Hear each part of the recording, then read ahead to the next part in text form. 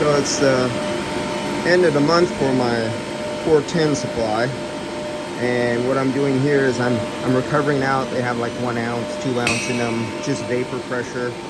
And by the time I get through all the leftover 12, I almost have I have the cars all full of empty ones, and I write empty after I'm full. So these ones, they're not empty yet, but as soon as it finishes, it gets empty, then I write empty on both sides. It goes into scrap metal. And still have a few more. The Navac 4-cylinder makes really quick job of recovering refrigerant, and you get like 30 free pounds of refrigerant out of all your empties that normally employees or the company would just throw away because they don't bother recovering the refrigerant out of the tanks.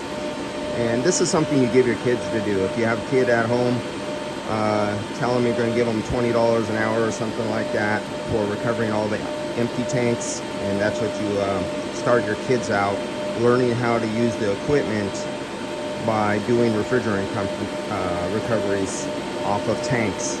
Or your low-paid employees, before you put your employee out in the field using recovery equipment, you have them do empty tanks first to prove they know how to use the equipment competently and not contaminate the fresh virgin refrigerant with air.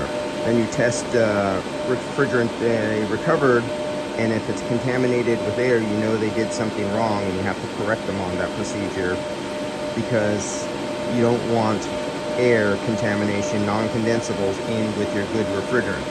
So until somebody is competent, you just don't send them out in the field and give them a piece of equipment and say, here, go use it. Because every time they will always make a mistake and contaminate the good refrigerant with air, just because they weren't shown right and they didn't have a muscle memory pattern and do it correctly. See you guys later.